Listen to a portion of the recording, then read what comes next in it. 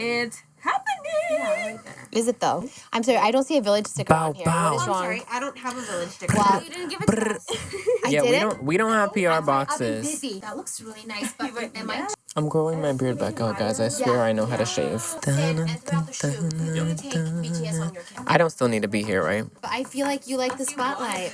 I love the spotlight. I'm always working behind the cameras. Well, you can be in the front, honey. Okay, so that was horrible. Hi, oh my god, I know, is look so at our legit fish. studio. I brought you this. Yay. Yay, Can I and then show you can this too? enjoy. Can I open it? Yeah, of Can I pop? I'm course. just kidding. Whatever you want. Whatever you want. You guys are sold out. Of which I mean, flavor? a lot of things on the website. Really? Yeah. Maybe I think the you have your sleep we're chocolates. definitely sold out on. The sleep one is the most popular. Yeah. Because it actually What is really this does one? put people to sleep. This one is just chill anytime. Dang. I'm really good. Great. Oh my god, thank It comes in you. these individual. Yeah, then there's 10 in a pack and then they're each 1 milligram. 1 milligram of what? Well, 1 milligram of What are you- THC. what are you doing? 1 milligram. I don't know what that is. What is it, THC? Yeah. No. LOL.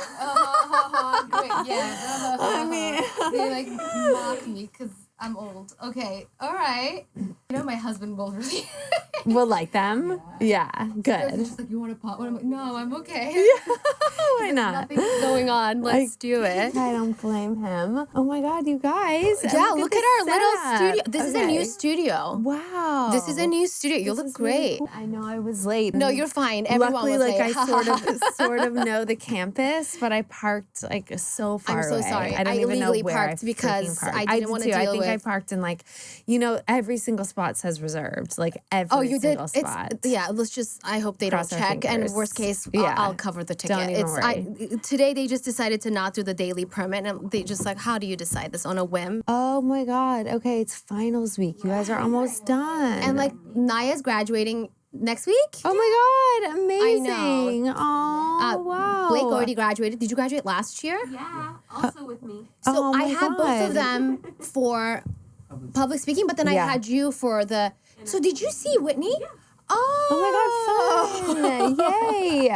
I mean, if this is something that you continue to do, I better. I put in so much work. then it may be like last week I ended up recording an episode the day before it was supposed to go I think live. you can do, but I like your solos. So if you do solos, Yeah, because I they think need to that's be more chill. timely. Yeah, It's weird exactly. if I batch a solo Yeah. 6 Yeah, months in right? advance. No. I had a friend who is a talent agent, and he was talking about, my movie Michael is gonna come out and it's gonna do so well, and it's already out, and then we're gonna launch that episode, and we're gonna be like, Yeah. heads up, it did well. And it's already out. Yeah, I know yeah. it's hard. I It's know. hard. Go, Is but this you know for what? not for extra credit? I guess there's not extra credit This in is for college. just but vibes. Just vibes. Yeah, this is. It's I think work experience for you Yeah, guys. that's so great. They get a little money, not much, but That's so great. in your The early experience. 20s. It's Cool. so fun. I would have done it for free. Yeah. Oh, honey, thank you. Well, it's close.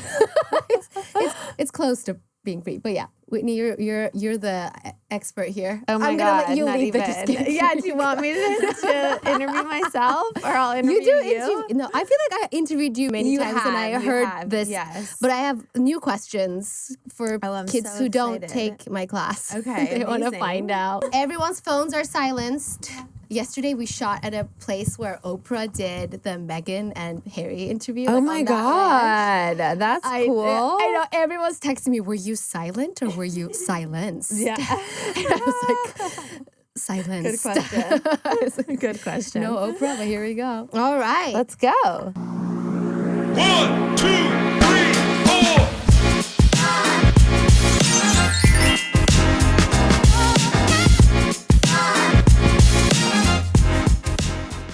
Hi, everyone. Welcome to the Village Pod with Dr. Naz. Today, we have someone so special, and I'm so excited to have her back on campus. It's Whitney Port. Hello. Welcome back to USC. Oh my god, I'm so happy to be here. You went here, no? Yes, I did. So I went here for 2.5 years. I went to University of Boulder in Colorado for my Yeah, first year I'm and a half. familiar. After my first year there, I was like, this is not for me. I don't know what I was thinking in high school. It was one of those those things. It's very, honestly, I shouldn't say I don't know because it is very, very reflective of me. But like, I don't always think things all the way through. I kind of just like will do something and Go hope for the for it. best. Yeah. And so Boulder, it was like I wanted this big college. I wanted a small town. I wanted a football team. And I got there and just felt like a really, really small fish in a big pond. Felt really swallowed up. Anyways, long story short, I come from a big family of Trojans. My dad, my uncle, my aunt, my brother, my sister. Whoa, fight on. Grandparents. So like, I was like, you know what? I think I want to come home. I was coming home like every weekend anyways. Oh, so you hated it. I a little. really didn't Yeah, like yeah, it. yeah. I was so homesick, so close with my family. And so I came here. I asked the admissions committee here, I was like, what do I have to do to get in? They were like, you need to get straight A's at Boulder this semester. Dun, dun, So dun. my second year at Boulder, my first semester, I just like crushed, head down, didn't party, like weirdly, oddly enough, lived in an apartment with 4 guys at the time. So like, don't So even you were the know cool how I girl. was able, Yeah. but like I stayed in my room, door closed, and I was just committed to getting straight A's so that I could come here. And I did it. And I came here Yay. and I first moved. Okay, I know the building, I think it was on Ellendale. I wouldn't know because I was never an undergrad here. I'm looking around. It was like 2005, I want to say. So a long time ago. She's I like, know. was this I was born? like 20 years ago. When were you born? It's like, Baby. I was not here. But I lived by myself in an apartment off campus for my Nice. first semester. And then I ended up meeting people and lived in this place on 28th where I could walk. It was like then called the Mansion. I don't know if it's called that Oh, anymore. she recognizes Is that a it. real place still? Yeah. I'm at the new mansion, and then there's an old mansion. So you were probably at the older one. All right. God, Okay. All right. All right. We get it. So I was like in the 5th unit of this new building called the Mansion, and I was filming The Hills while I was going here. Like my last recruited year, here? I want to say. So I didn't get recruited here. I actually, because I was going to school in LA, I was like, you know what? I might as well get a career in fashion Yeah. while I'm going to school here. So I applied for a job at Women's Wear Daily, which then led me to an interview at Teen Vogue. And then next thing I knew, MTV was calling me and they were like, we are about to film a show at Teen Vogue with this girl that's moving to LA and her friends. And we see that you are wanting to be an intern at Teen Vogue. Like, would you ever think about being on TV? And I was like, I don't know. And reality TV, so what it...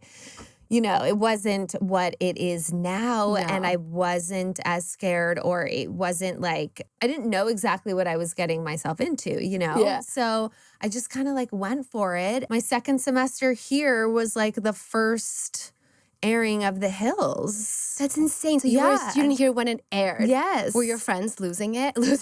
Like, were you famous on campus? So I would say like my senior year, I was starting to get famous on campus, which was weird. But I really I had this boyfriend, like this really serious boyfriend. Didn't really party or like involve myself too much with campus stuff. So sort of detached from all of it and like living this double life of like filming this TV show and going to all these parties and these appearances, and then simultaneously like driving on the 10 back to my apartment every day downtown and like So going crazy. to the 90. Like it was very, very weird. Love it. Good Yeah. times. When I teach the business and culture of celebrity, my students always bring up, oh, have you seen this girl or that guy? Because there are famous people on campus. So tell me. Well, I wouldn't know. They're too. too young. Okay, like okay, okay. influencers. Well, who was the actress from Euphoria? She was. Storm. She was in my year. Oh So my you gosh. have like true talent or kids of famous people. So you were kind of like a celebrity on campus. Yeah, it's so weird to think of myself like that, but yeah. you were. So It's when so you guys were crazy. filming it, did you know that it was gonna be big? The show, The Hills, in case we didn't mention Whitney Port was on The Hills, like it has such cultural significance, and I wonder if you were aware of it when you were doing. No. I mean, the thing is like I had watched Laguna Beach and I knew who Lauren was, and I didn't know when I was like about to interview for the job that it was going to be her spin-off show. And my first interview. I'm sitting in the waiting room, my first on-camera interview, and there's cameras on me. She walks in and I'm like, oh my God, this must be like her spinoff show. So at that point, I think I was clued in a little bit more like, oh, this is something maybe like a little bit more legit, you know? Yeah. It wasn't just like a pilot from scratch. It was like following Lauren's journey. But I did not know like the cultural impact and how popular it would become, and then how, other shows would be Life-changing. based off it, or how Yeah. life-changing it would be for me. Like I had no idea. But that's, again, something that I've always just done is just like gone for things, Yeah. like not fully thought it through. Like, yes, thought about some of the negative aspects. Like I'm a responsible person. I remember specifically making a list of pros and cons before That's doing the sweet. city, like deciding if this was something that I wanted to do, like have my own show. More was just like, you know what? I trust myself. Like I believe in myself. I will make something from this. In my class, I show my students the final scene from The Hills. Where, you know, Brody and who else is it? Kristen? They like there's like a goodbye. It's a goodbye scene, and the cameras roll back, and then they're in a studio. And there's a backdrop of the Hollywood, you know, sign, and it's kind of like, look at this. It's actually Like pretty jokes on produced. you. You know, Yeah. it's not really reality TV. Was it really like that? Was it heavily produced? It was heavily produced, but it wasn't that heavily produced. There weren't sets or green screens or scripts or anything like that at all. When you're filming a show for that long and cameras aren't following you 24/7, let's say like Summer House where the cameras are just up all the time, there's a need to produce things and a need for the producers to get involved. You know, like the producers have meetings at the beginning of the week and they're like, what's going on this week with everyone, and how are we going to frame the week to like film the conversations that we need to get, and then like also leave time for some fun stuff and like let them do their thing and go out and see if like anything possibly could happen, you know? Yeah. So like I would come into the closet at Teen Vogue and be prepped by producers. Okay, Lauren went out last night and this is what happened. Maybe ask her about it. And like they wouldn't tell me everything, but they would give me prompts as to like what they wanted to get. Because then we only had like an hour and a half to film the scene. You know, we were only at a location for so long. It's not like we were just filming all day and they were just chronicling everything that we did, you know? Yeah. So it had to be produced. And then towards the end, people started to really not want to share their relationships. Then things had to be produced more, you know, like people started really feeling manipulated and wanting to feel like they had their own lives. Like I know like Brody, I think at a certain point even had a girlfriend, like while this fake drama was going on with Kristen on the show, and like the girlfriend knew it was fake, you know, so there's like things like It's that. hard. Yeah. Yeah. And I think now casts don't get away with that as much. They can't hide. I don't know. It feels like Because of social media, maybe well, everything is I out think there. Yeah. Definitely because of social media. And like also I think that we've trained the viewer to want this like level of drama that it's like, no, if you're going to come on our show, you have to open up everything. We're coming into your home. We're coming into your business. We're coming into your marriage, you know? And these people are like, okay, they want the role. They want the gig. And I think for us, we were this newer wave of reality TV where we weren't quite fully ready as like early 20-somethings to bear everything. Yeah. And I think our producer wanted people like that too. They wanted the cast to not be so desperate. Yeah. Do you get what I mean? No, I do. Now people treat reality TV as a platform to their next career. They want to launch products. They want to do, and then there are reality TV schools. Did you know that? Like in New York, they train you to be a really good reality TV star. I also teach about this. That's so crazy. They teach you how to like create controversy. Like really, I know. That's They so train people. So it's almost like crazy. acting school, but it's reality TV school. I know it's like there's just so many shows and so much like so many opportunity. It's like so much easier to get onto a reality TV show It's now. a million of them. But that's definitely not something that I was thinking about No. in my early 20s. Like I was a gender studies major here, like figuring out what I was gonna do after school. You know, like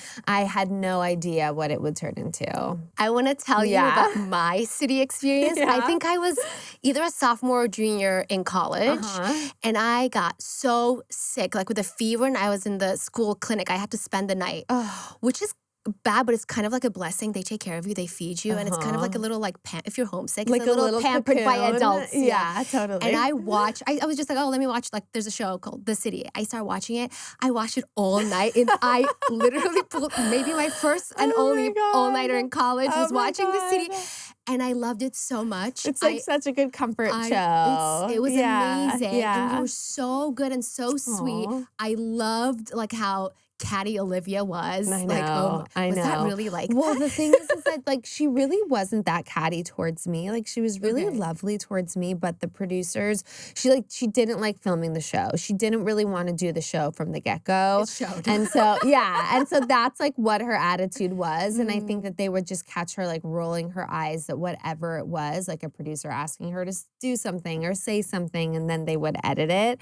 They gave her a really bad edit, but like she got to the point where she also knew that. She knew after the first season, like she knew how she was being edited. So then she was just, I think, so frustrated to be there that it just made their job like so much easier. Oh, yeah. kind of a bummer. I know. But she's like crushing and has maintained a huge career in fashion. And I feel like I knew she always would, just because she always innately just like had style and was an it girl. Oh, I loved her style. Yeah. But The City was crazy. Tell me about how that happened. How'd you get the show? So like we were filming in New York for The Hills. Lauren and I were out there with Kelly Catrone filming some fashion show in New York.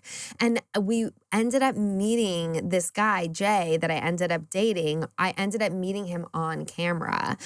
And Like as you met? Yeah, cameras were rolling. So basically his roommate was a model in the show that we were doing, and he was like, come to this bar that I own later, and like my roommate's performing, and Lauren and I are like, okay, and so we go. Yeah, I was totally single at the time, I guess. This is on the show. This is on The Hills. This is weirdly So this familiar. is post-college when like MTV is paying for an apartment for me in West Hollywood. Sounds like a good deal. It was a really good deal, and I don't even think I realized how good I had it until like these moments that I'm reliving it and telling it. But then, so I go to this bar and we're filming, and this guy is performing, and I'm just like obsessed with him. Like I think he's the cutest ever, and I just wasn't expecting that to happen. Like that really real moment happened, and I think that the producers then came home and were like, "Wait a second here, like Whitney, Just she met met a guy on our show, and she wants to be in fashion, and she's starting her clothing line. Like, let's figure out something." And like they were thinking about the next iteration of a TV show.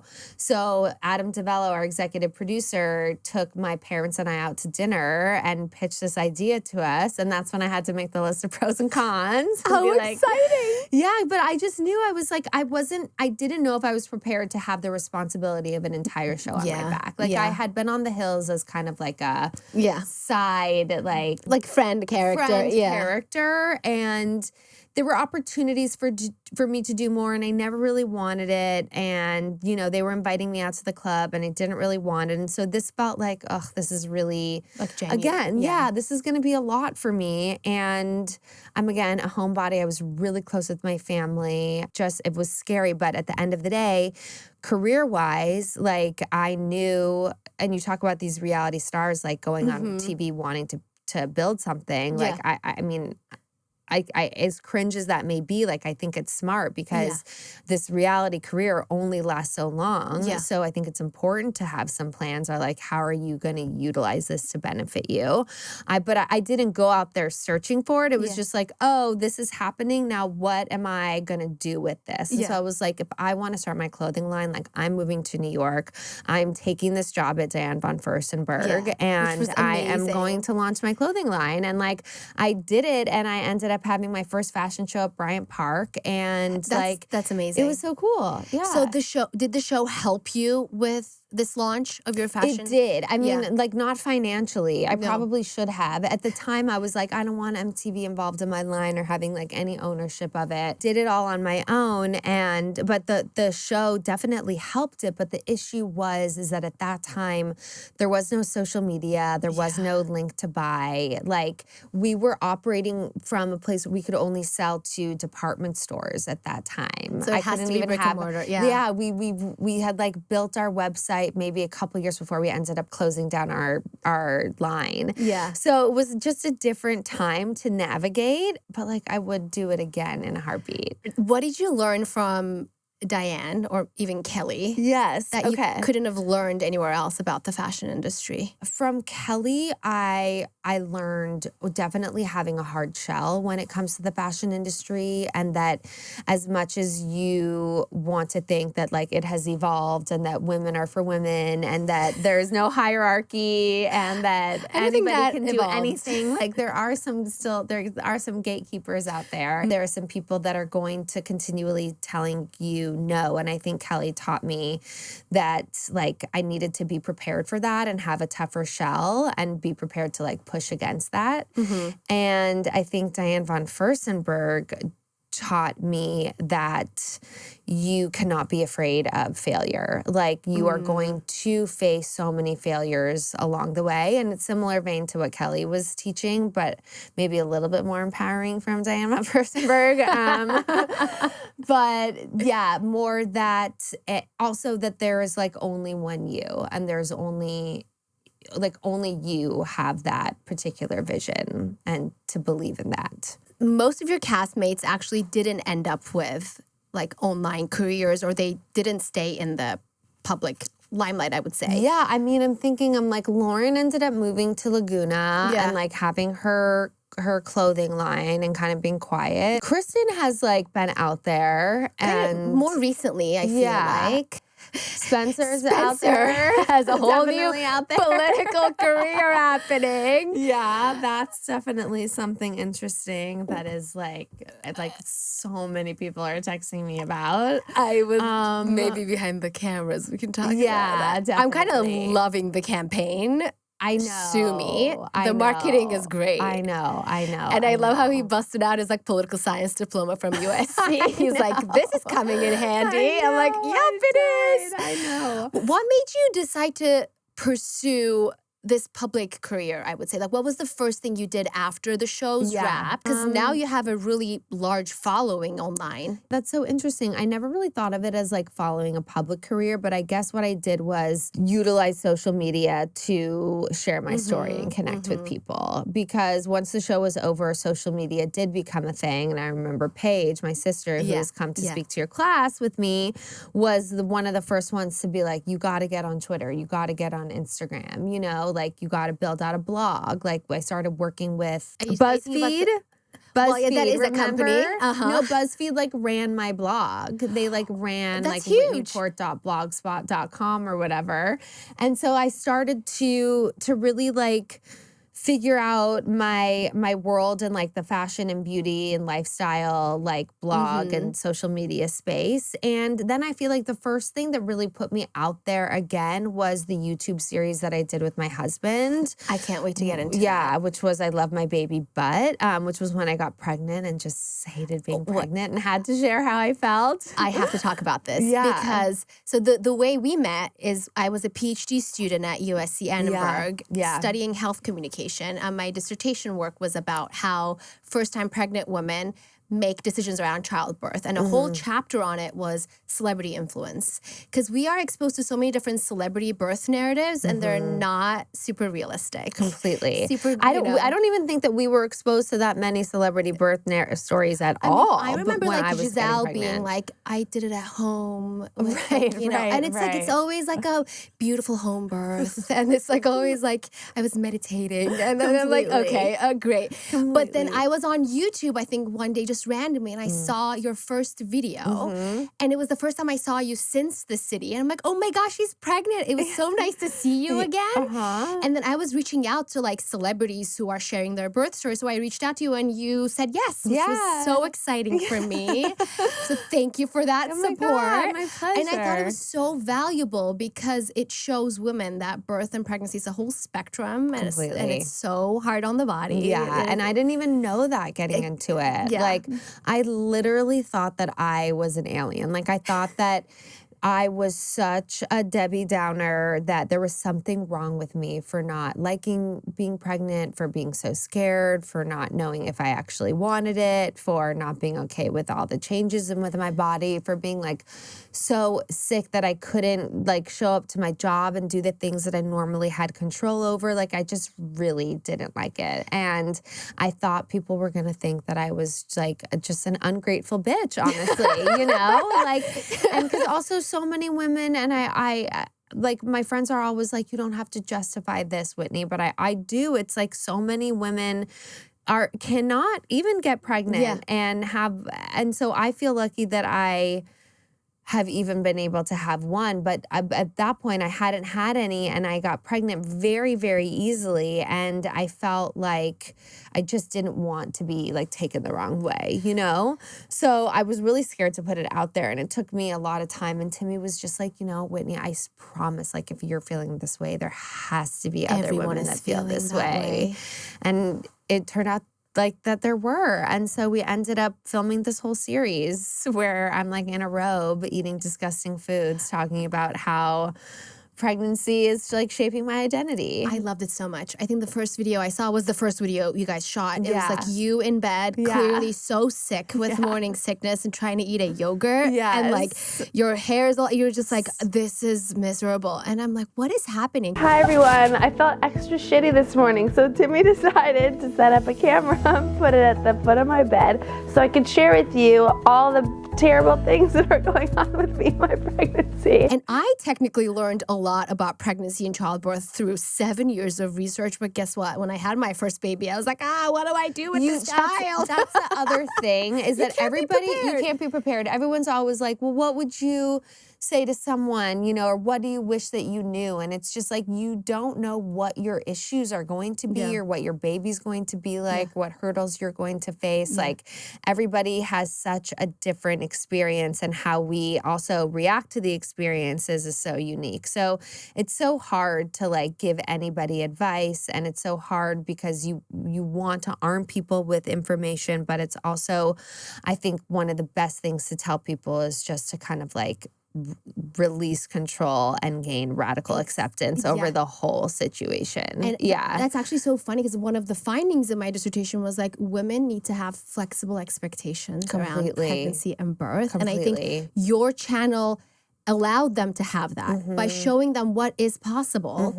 It's not going to be like a beautiful home birth. Like it's not always rainbows and butterflies. It's barely that. To be honest. Completely. Pregnancy's so hard. Like you were in my dissertation 2 years later, I got pregnant and I had terrible morning sickness. Like debilitating. The worst. And even though I knew it could happen, I was like, it's not going to happen to me, but it happened to me. And I was like, oh, it's going to lift at 11 weeks. It never lifted. So like the whole entire time. With my first one, it was about 20 weeks. With my second one, 18 it was weeks for every mine. day for 10 months. Oh my God. No, my God. And even then I was trying to be like, this could be the whole pregnancy, buckle up, but it's so hard to accept it. I know, when you're in it, it's so hard to accept it, and you are like, you're spiraling to the future, and then it's hard to like enjoy the present, and then before you know it, it's over, and then you're like, wait, what just happened? I know. And it's so hard to enjoy the present when you're like nauseous all the time. Well, that's also true. When you're physically, like, it just goes to show you how important that is. Exactly. When you are physically like not at your best, everything else like nothing matters. Nothing matters, and like the perspective on everything shifts. Yeah. So when I was pregnant,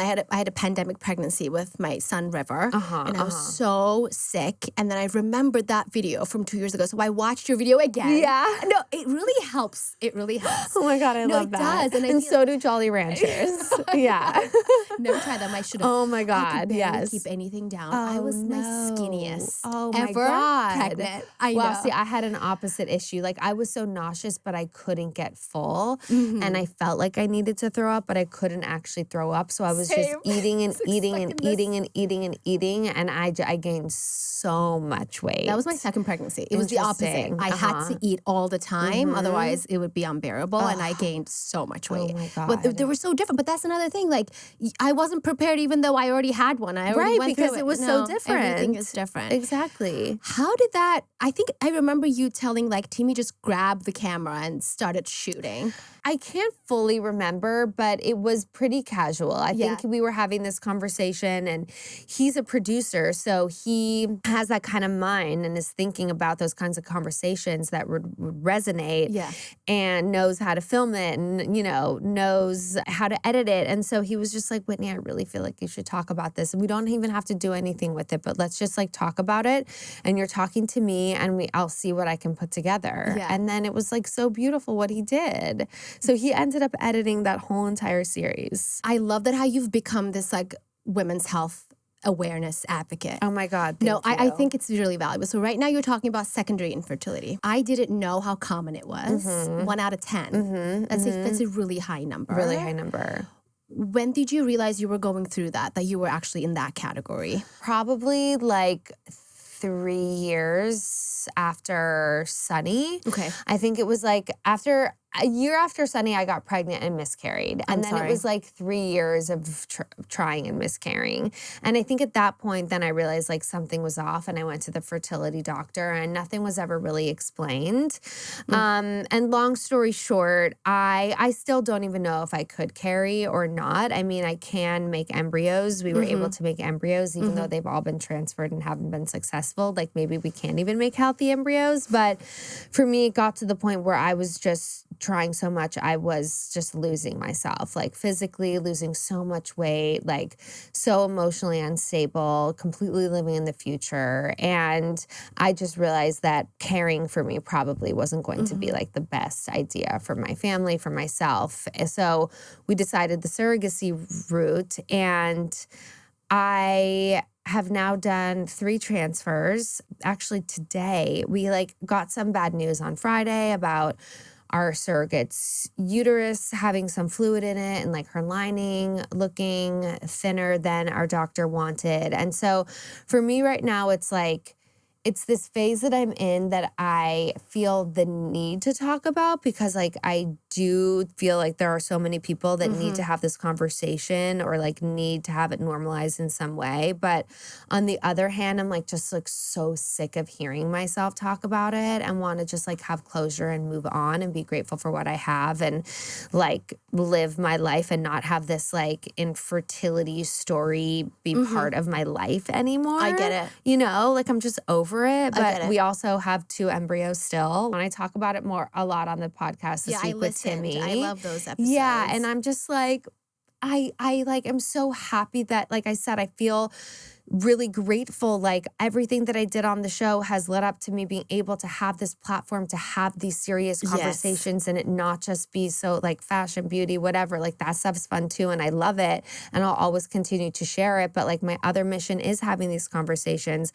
But it's hard when it gets to the point where it's like you feel like kind of over this narrative about yourself. I hear you. Yeah. Do you feel like it's an outlet for you? Because because I feel like this is another full-time job just to navigate this whole journey. Like I think in one of the pods you talk about, so many doctor's appointments, so many pharmacy visits. Like it's you have a whole calendar, and then maybe talking about it helps other people and you. Yes, I do think so, because I really don't talk about it with very many people. Like I'm not the kind of person that like needs to vent to a friend. I see. So I do think having the podcast and giving myself that time allows me the space to vent, and I forget that I do that. And then I do feel like I'm releasing stuff while I'm doing that, and I'm hearing myself speak, and I'm making sense of my thoughts, and it's very cathartic. Yeah. But I feel like that is the place that I feel the most comfortable sharing the story right now. And then I feel honored that I'm able to have these other opportunities, like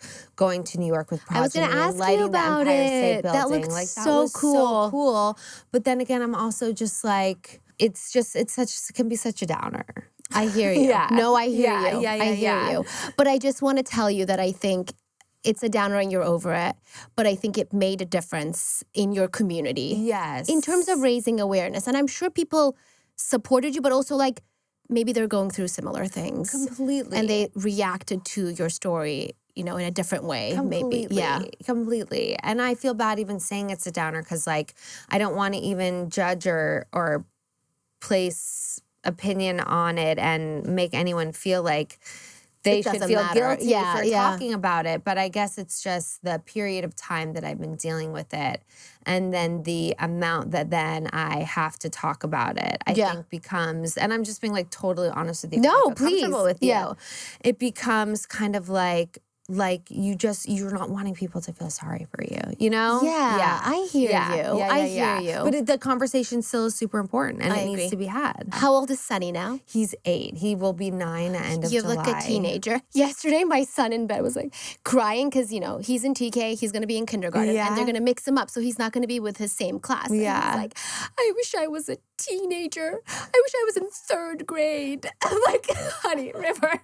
3rd grade is He thinks not a teenager. I'm That's like, so he thinks cute. that like being in 3rd grade is being so old. Old. Well, right? tell him that they mix them up every year now. I don't know. Stop. Yeah, no. I mean, I don't know how your school does it, but yeah, like they're he'll mixing 'em up start next year, yeah. Yeah, kindergarten starts, and then next year Sonny was in different classes. I don't know. Yeah, He's already so sad. He was He'll like be- crying. he'll- in It the will be a good night. adjustment I for agree. him. I was like, you have new besties. He doesn't care. I But I love know. that, you know, he wants to be a teenager. That's in 3rd really grade. cute. So how is having an 8-year-old compared It's to a actually 5-year-old? it's so great. I mean, besides the fact that like, and I hope he's not doing this at school, but besides the fact that he just like will not listen and delays everything, you know, River it's too. like it's just like the shoes, the socks, the brushing the teeth, the get ready for bed, like everything takes a million tries. No, And so- you're like, at what point does this end? So it Where- doesn't end at 8. No, So I'm so I was ready sorry. for it to end. Or we're doing something wrong in terms of No, parenting. no, but I like, don't think so. It's just exhausting. It's just exhausting. And then at 8, they start to get like a little bit of a sassy attitude that comes with it too, you know? But other than that, like it is so fun to have like a little best friend, have real conversations with, and really feel like you can talk things through and have a real impact on shaping someone's outlook on things for the better, you know? I can feel the dynamic so much more than when he was just a toddler or a baby, obviously. And at that you know, dynamic is super important as well. Like they're soaking up everything. But now, I mean, you're just really seeing how much they've soaked up, and then also how you're like really starting to know them now. And so you're like, how can I redirect this? Or like, you It's know? hard. Yeah. So River is so competitive. Oh, But interesting. we don't pressure him in any sort of way. I am extremely competitive in type A, but not with him. Right, So I right. thought he is so competitive. Today he had a show and he was like, you have to be in the front row. Like if you're in the back row, like don't come. Like, don't bother even coming. And I was like, so literally my husband and I, 8 a.m., we're like in line, There, like waiting. scared I of our, know, and then he sees me, he's like, good job. Yeah, You did totally. Good. You're like, I was in I know second there's row, certain but- things like that I think that are important to them that you have to decide like how much you want to give in or whatnot. Yeah. But you also have to remember, and I always mutter this to myself. I'm like, I'm the boss. I'm the boss. I'm the boss. And I have to like keep telling myself that because I'm like, he's like, can we go to 7-Eleven after school before soccer? I'm like, no. Can we like, you know, find something else? And he's like, but I'll just get a water and like maybe a banana and some chips or something. And then you're like, fine. And then you're there. And then he's like, actually, can I get a Gatorade? And then it becomes, and then I'm like, wait, I'm the boss. I'm the boss. We weren't going to be here in the first place. How did we end up here? Yeah. So, I mean, with us, it's like Timmy is more of the disciplinarian and I am more lax. And I have to get a little bit more on his page because it's not fair. It's like, I see. Good cop, bad cop. You're always in yes, this one. and Yeah. it gets highlighted obviously the older that they get. You know, No, it's the opposite with us. It's like you're the you know, disciplinarian. my husband is like, River, I told you to do this, and he goes, but what did Mama say? I'm like, ooh. So I'm the boss, and he knows it. He knows which is it. Good. That is good. One struggle I've been having recently with, you know, being a mom is when work really picks up. Yeah. I think I feel, I mean, we talk about like mom guilt, balancing, blah, blah, blah, blah, blah, blah. Sure. You also have a very like literally eventful career. You Yeah. travel a lot. You're busy. What is working for you? I'm not going to say balance, but what is working for Totally. you with work and Sonny and husband? There's a husband too. Completely. They always want attention. Yeah, Always want love. always. I think for me, it's like talking to Sonny about what it is that I do, and I think like telling him how certain conversations, how they're important, and how what I do fills me up, and it gives me a creative outlet, and I've found like a purpose, and how good that makes me feel about myself, and that has like nothing to do with how much I love him. It's like a completely separate part of who I am, and like so I try to have those conversations with him so he understands what it is that I'm doing and that I'm not choosing work over him, but also that like certain things need to happen in order for our family to run this way, you know? Like it doesn't, like this comfort doesn't just come out of nowhere. Like we a lot have of to hard work in work. this life, obviously, to support ourselves. Yeah. So it's having those conversations and then also just really like trying my best, and I don't do this all the time, but I feel like for me the best thing is to being in the moment that I'm in and the task that I'm in when I'm doing it, and really trying not to think what I could or should be doing in other people's eyes, or you know, like if I'm here right now not thinking about, well, luckily Sunny's at school, so I don't have to have any guilt. Yay, school. But like tonight, for instance, I'm going out to a charity event that like I don't have to go to, you know, but it's something that's important. It's from this organization that is important to me. And I will be like, oh, maybe I wish that I were staying home. But at the same time, like I will go there and I will be in it and I will enjoy it. And I will know that this doesn't happen all the time, you know? And then tomorrow I will take Sonny to football practice at 3 and be with him for the next 3 hours or next 7 hours until bedtime and put him to bed. And like, in that sense, it will quote balance out, you know? I just think that you have to give like each task that you're doing your full attention and try not to be thinking about what you quote should be doing, because that's based on someone else's expectations of you. It's easier said than done. Yeah, it is. It really is. I find myself like on my phone, like emailing while my kids are screaming at my feet sometimes, and I'm like, I know. Anybody. That's impossible. And so, to me and I actually had a conversation yesterday about how we both need to do better about not being on our phones in front of him.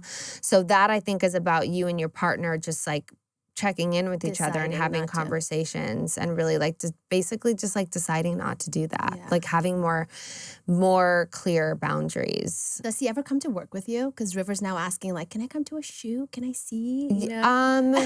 And I was like, yeah, we'll have you over, River. Yeah, he has like come to some events with me and like some work trips, but no, not really. No. Like, but why not? If he wants to come, like, why it'll be not? fun. Yeah. Tell me about your relationship with social media. So you Okay. have a big following. I'm thinking mostly Instagram. I know you do other platforms too, but I think is your biggest following on Instagram? My biggest following's on Instagram, and it's probably because it's where I like personally invest the most time and like have the most organic content. It's interesting. My relationship with social media is complicated. It's kind of like similar to what I was talking about, the miscarriage, where it's like, it sort of sometimes feels like something that I have to do in order to share what I'm doing creatively. And it's almost like what I'm doing creatively doesn't get noticed unless I'm sharing it on social media. That's the way the world's running right now. That's the way the world works. So it's kind of just like this extra layer that I wish I didn't have to do. Like I wish I didn't have to self-promote, but it's just what you have to do.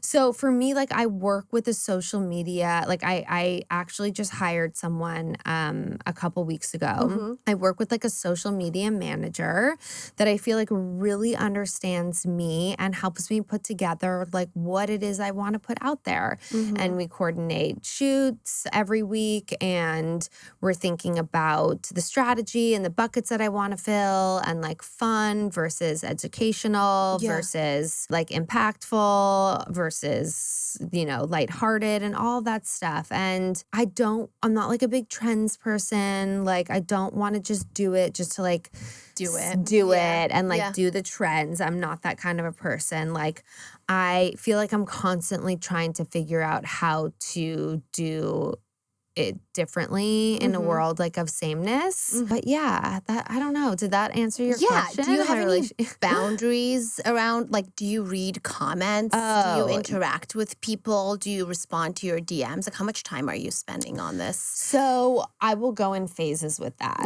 Like sometimes I'll really get in there and respond a lot, and then sometimes I'll go a month without like looking at things. Like looking in my, I'm always seeing my DMs and I'm responding to people as much as I can, but I'm not like actively engaging. I mean, especially in the negative stuff, I'm not like actively engaging in that stuff. Do you get But- negative stuff? I mean, I feel like you have a pretty positive, it's pretty supportive positive. community, I feel like it's like right? 98% positive. Yeah, but you always have and that. maybe I like hide the 2%. But I do feel like it would be better for me if I were more engaged and on it more. But it's just not healthy for me. Like it's No. not. It's like I will do it when I feel like I'm in a good headspace to get on there and do it. But I'm not someone that's like in there all the time. Yeah. What are you currently working on?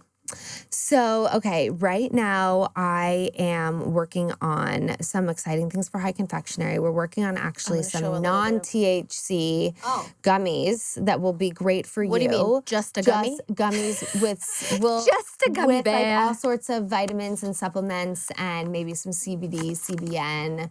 What's a CBN? It's like what CBD is. Okay. But the nighttime version. Interesting. Yes. I am continually trying to level up my podcast. That's something that's a huge I love it. focus I love for your me right now. podcast. Thank you. I'm like, I feel like I record these episodes each week and then again, like I don't do any promotion for it. So it's more for me like I need to figure out how to promote what I'm doing as opposed to like taking on more projects. I see. Because like with Wit Yeah. is like your own voice, your own Yes, name, but your I'm own just project. like, ooh, I don't want to like I don't want to You put it out should. there. I know. I just have always had a tricky relationship with self-promotion, always. But is it self-promotion though? If you're, I mean, you're just like sharing you're like, it is. Yeah. it literally says with Wit.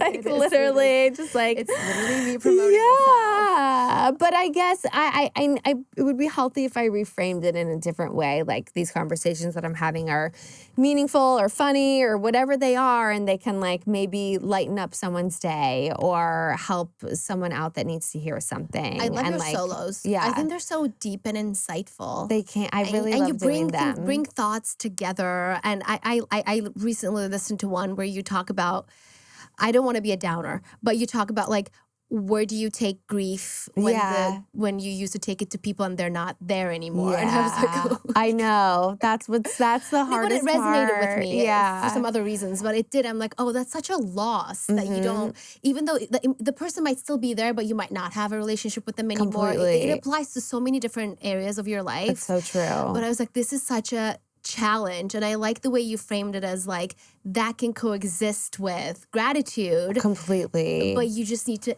expand the space that you can hold both together. I was like, this is Yeah. philosophical. That's what I'm really love learning. it. That's what, and I feel like I'm learning and like digesting all of that alongside Yeah. you all, at the same time. And so, yeah, those episodes are really meaningful to me. And so I want to figure out a way to like amp those up, maybe create a little podcast space in my house. I don't know. That'd be Right. nice. I know. I need a place where I can want to use this. it's not as, beautiful. like, cozy and this is more. It's It's beautiful. more newsy. Yeah. But I feel like right Nighttime now, show. Yeah. yeah, I'm like, like I said, I'm not a huge like 5-year, 10-year plan type of person. Yeah. Who knows? But I'm excited that summer is almost here because I feel like when Sunny's on summer, like I'm sort of on summer, Yeah, me too. It's like as a teacher. Yeah. It's summer. We're Yeah, off. exactly. Yeah. I love your tennis line. Oh my God, thank I you. picked up tennis. You I was did? influenced by that, but my son's now getting really good. Yeah. And I used to play as a kid, and I'm like, I better learn this so I can play with him and I can look cute It's in your fun. little. It's a fun sport for us. Yeah, like, for us moms. moms. Yeah. that we can look still cute. play and Yeah. look cute in. Yeah. Not get injured.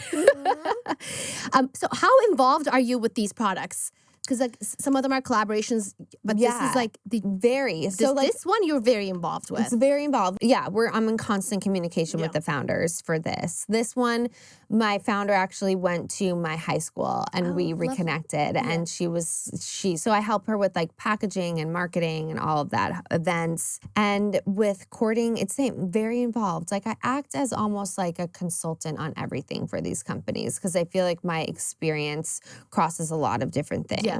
Yeah. From design to marketing to social, which are one and the same. Did you have to do product testing for this? Yes, but we do it. We do most of our flavor testing without the medicine in it, and then the medicine gets added, and we like make sure that it's not so potent. But because our gummies and our chocolates, each square or each gummy only has 1 milligram, you cannot Not tell the taste. difference. Yeah. A girlfriend of mine the other day, she was like, Naz, like we had a party after work, a farewell party. I don't drink. And someone just gave me like a weed gummy. And she's like, I haven't done it in so long. And then she takes one and she forgets that she even takes it, right? Yeah. And then she goes home she has 2 little girls to do, bath time, bedtime. And she was like, usually it's such a stressful time. I'm always like, grab your towel, like don't pull your hair. But I was having so much fun. She was like, I was laughing with them. I was like, leaning into the fun and how fun it could be. Yes. And I was like, okay, I see that. Yes, and I would this love is some of that. completely. Our Remove the founder tension from it. Yeah, our founder like originally was like, how I want to create like a natural Xanax for women, because like wine has already been done, and I feel like, I mean, at least for me, wine is not something that I can partake in on a nightly. It makes me feel awful. Awful. And I feel like I'm allergic to it now. Now I start sneezing. I have to pop a Zyrtec. It doesn't work. No, I don't like how it makes me feel at all anymore. And so this is just like such a nice little thing to take the edge off and then not feel any kind of way when you wake up the next day. I might give it a try. And it's plant-based, so lovely. Yeah. What's been like a big business lesson you took from building these brands, helping building these brands? A challenge that people might not expect. I think the biggest thing is that for us and the companies that we're learning and that you see is like really the importance of building community. And it honestly doesn't matter that I have 1.5 million Instagram followers. Like that's not necessarily going to translate to sales. Interesting. So I think for these companies, it's about thinking about what is your community? Who are you speaking to? And how can you get them engaged in a way where they don't feel like they're being sold to? Mm-hmm. And that's what we're always trying to unlock. And I think that's what everybody should be thinking about. You've been in this space, like you've been in the public eye since your 20s. Yeah. Do you think anything about you has really changed because you've been in this space? Or have you always been yourself? I know, like I'm sure I have. Like I know I have and I just don't realize it. Like I don't know who I would be or what I would be like if I didn't have this past 20 years go down. You know what I mean? So like I'm sure there are parts of me that have changed. Like I think some for better and some for worse. Some like for better in that I feel like I can constantly kind of like reinvent myself and have this entrepreneurial spirit that I have unlocked that I love, and like seeing just how big the world is and how like anybody can literally do anything. Like I love that I've been able to witness that and be close to that. And then the other parts of like, would I think about, like, would I be as vain? Like, would I still care at 41 about how I look? You look great, though. Thank you. But, like, little things like that you think, or would I have certain social anxieties that come up now? Weird to think about, but I would love, like, a sliding doors movie made about it. Maybe one day. Who is in your village today? When I think about the village, I think about the in-person support Yeah. that makes my everyday possible. Yeah. So who's in? I know you have a million siblings. Yeah. Who's in your village? My village is obviously my husband, my sisters, and my brother are like a big part of my village right now. I mean, have always been, but definitely right now, like a few really, really good old friends, but that's kind of it. Plenty, it's actually, tight. Is that compared to is some. that plenty? Yeah, that's pretty good. Okay, that makes me Well, you feel have like good. siblings. Yes. Are you guys all here? We're all here. That's such a blessing. It really is such a blessing, yeah. and it's sometimes why I feel like it's hard for me to make female friends because I'm just like I can never And feel they're as never gonna natural. keep. Yeah, and they're never gonna keep never, up. Never yeah, gonna keep up. no, Like you don't know I know me the as feeling. well, No. and so I'm just like I always feel like subconsciously I have this like Yeah, wall up a I little get bit. it. Yeah, No, that happens. Yeah, As we wrap up, yeah. my final question is this. Like, I think we kind of touched upon this, how this industry tends to reward like controversy Yeah. or like, cattiness, all these arguments for the sake of views. But I don't think you've ever been a part of that. I don't remember. If you have, then I missed that part. But I don't, you've always been like a kind soul. Yes. So what do you think the industry really rewards for long-term success? Oh, that's such a good question. Listen, I don't really feel like I live my life based on like the industry rewarding me. And I don't think that anybody should live their life or make their decisions based on an industry rewarding them. I think that they need to live their life and make decisions based on who they want to be as a person and who, when they look back in 50 years, they can be proud of for making those choices. And I think those choices are what get people, like, I don't want to be any other version of myself. I don't want to be a successful person that has walked all over people or that has done something shady to get to where I'm at or has taken advantage of people. Like, that's just never been... Yeah. It's just like never been an option for me. Yeah. I think sometimes like even when Timmy and I do our reaction videos and we'll like make fun of people or things on our podcast, I'm like, do I really want to put this out there? Even though I know that this is going to be maybe funny and controversial. Yeah. And it's funny. But then I'm like, you just have to, you just always have to strike the balance. You have to just be constantly asking yourself, like, not based on what anybody else thinks of you, but like, will this make me proud? And will this help me get to my goal quicker? I love it. Yeah. We have 2 fun sections to end up. Yay. Ready? We do a rapid fire. Let's do it. Whatever comes to I your... love rapid you've done like a fires. million of these probably. But Yeah. let's see. Let's see. The one Hills scene you wish you could reshoot. Oh my God. Probably falling live on Good Morning America. I mean, like it ended up being a great part of the show, and had it not been me, I would have loved watching it, but for me it was like super embarrassing. I'm sorry, I I know cried in my room for a day after that. Yeah. I know what you're talking about. We don't have to rehash. Okay. One thing you learned from Kelly Cutrone that you still use today. Like no one ever got anywhere by being average. Ouch. Good lesson. Yeah. Favorite flavor in the high confectionery line? Oh my God. The passion fruit plum. That sounds delicious. It's so good. It's like not too sweet. I don't know. I think it's one of our most underrated flavors. Yeah. We have to check it out. Most surreal brand deal you've ever been offered? Okay, maybe this wasn't a brand deal, but I would say like shooting the cover of Rolling Stone was probably like the craziest offer thing that's like, yeah. I mean, that is crossed pretty my crazy. desk. Yeah. What does Sonny think you do for work? I think that's such a good question. I think he thinks I'm like a digital creator that's also a fashion designer. I'm glad he has a grasp. I don't think my kids have any idea. I think he has a grasp on what I do. That's funny. I'm going to ask him today. You should. See what he says. Let me know. Yeah.